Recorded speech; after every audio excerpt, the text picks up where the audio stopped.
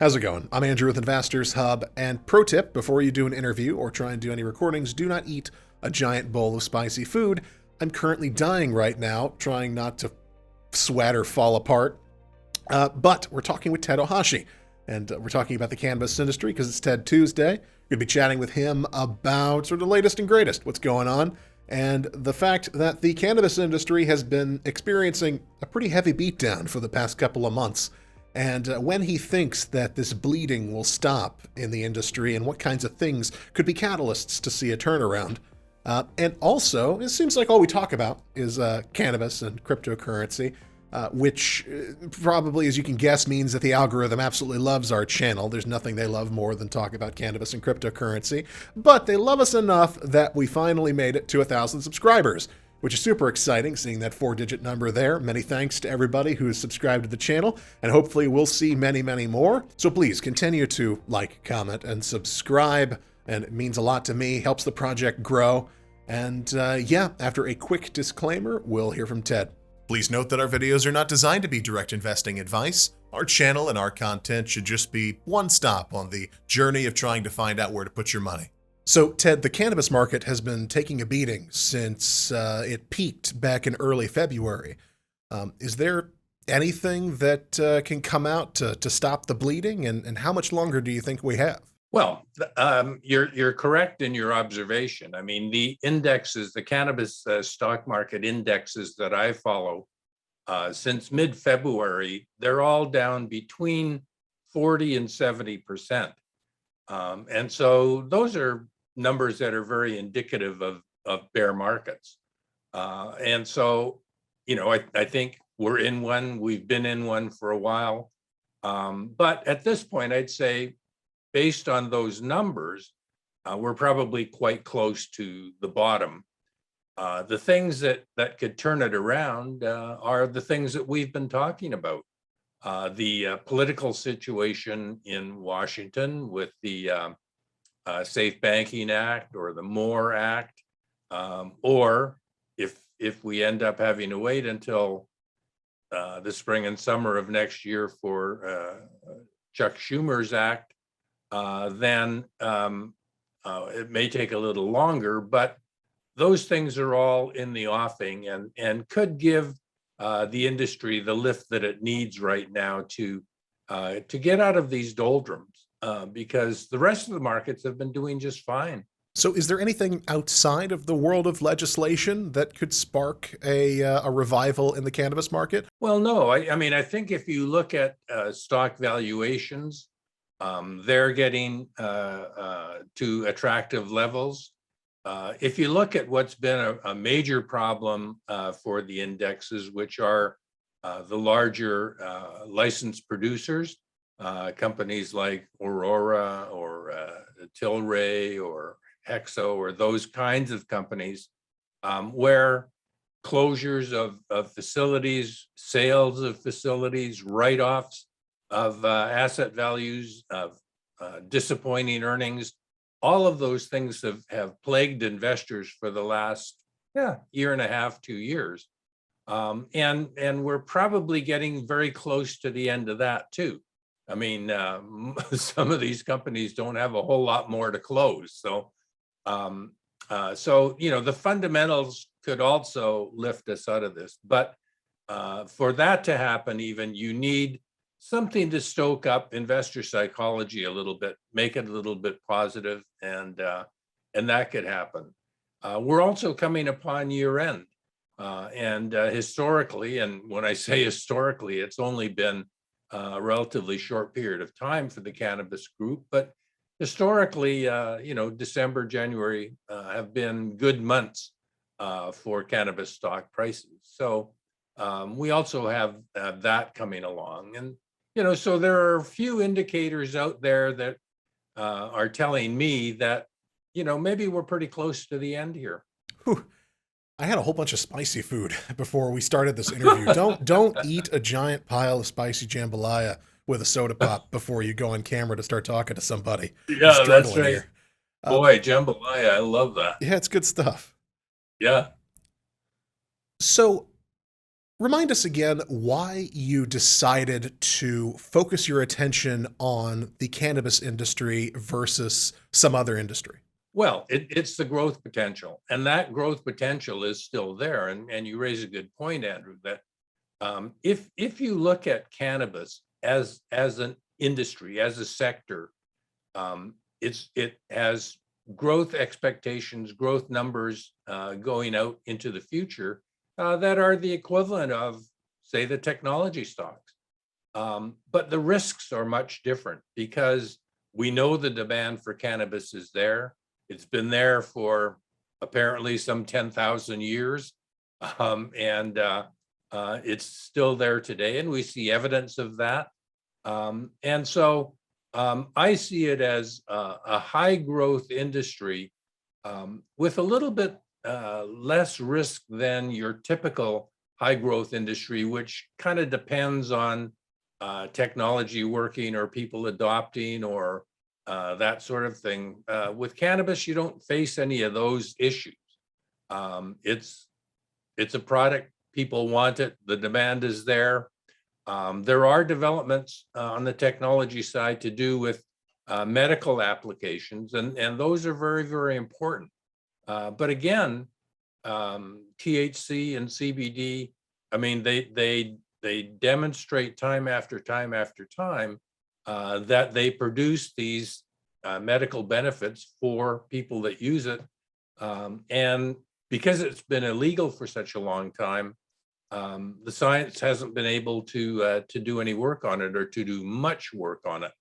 But now that it's opening up, I think there'll be a lot more. So it's at this point, it's a high growth industry at kind of trading at bear market low prices.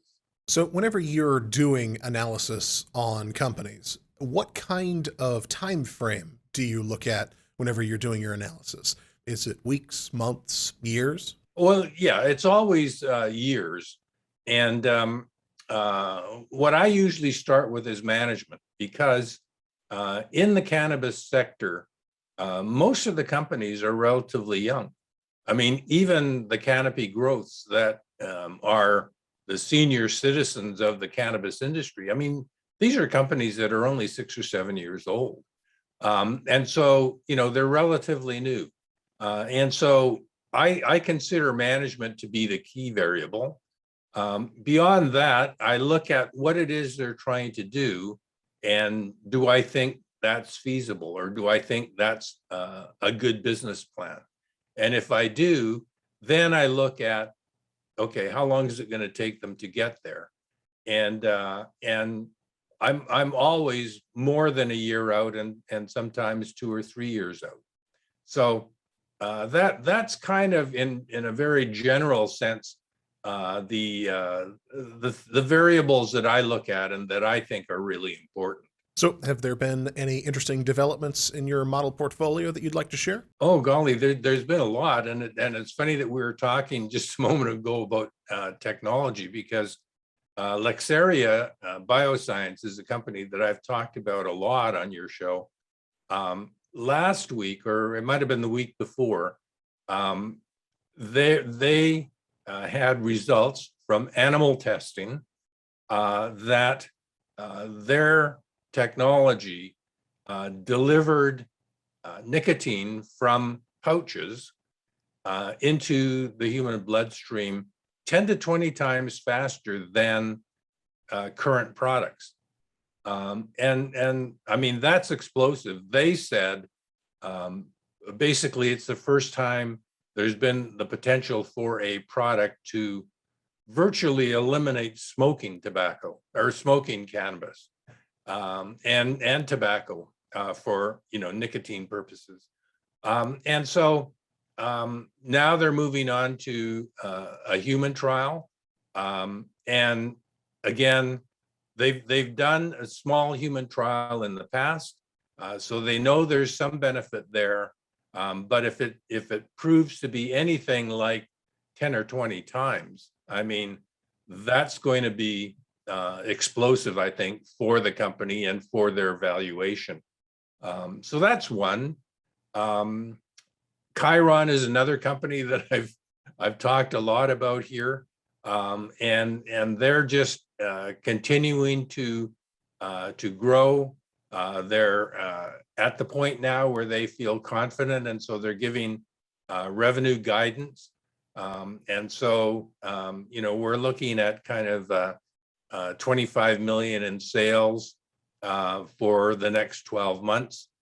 And, it's a company that's opening new clinics. They're opening them, 3 of them in Colombia, and their first one in the UK in the second half of the year, which is now the fourth quarter of the year. And in addition to that, I expect them to do something along those lines in either Mexico or Brazil or both, which are 2 very large markets. And so, again, KHRN is a bit of a different story in the sense that it's not explosive, but it's just building and building and building, and eventually the market will recognize what it is they're doing, what they've got here, and how solid that plan is. And then just let me squeeze in Chiaro, which is the company in Canada, which is in the distribution business. They're in retailing, wholesaling, and e-commerce. And they just closed the acquisition of Hemisphere in September. And the buyer and seller were interviewed, and basically confirmed all the things. The seller confirmed all the things the buyer, which is Chiaro, has been saying. I mean, the stores that Chiaro picked up, they're in Ontario, which is Canada's largest province. They have super locations, good quality service for the customer. And so, we're looking at from September going forward 12 months, we're looking at a forecast of 42 million in sales, which I think is going to end up closer to 45 to 50 million. So again, there's a company that your viewers should be looking at. So do you have any? They're all covered, of course, in the Cannabis Report model portfolio. So, do you have any positions in the companies mentioned, or are you financially affiliated with any of them? No, I'm not. Any final thoughts? No, I think at this point, between now and Christmas, I think we're going to see a turn up in the cannabis group, and as that happens, I think a lot of these companies that I've been talking about are going to participate in that rally, and they've been outperforming on the downside, and I think they'll outperform on the upside. Hey, thanks for watching, and be sure to like, comment, and subscribe if you hadn't already. Best thing for us. YouTube loves it, and I'll see you again soon.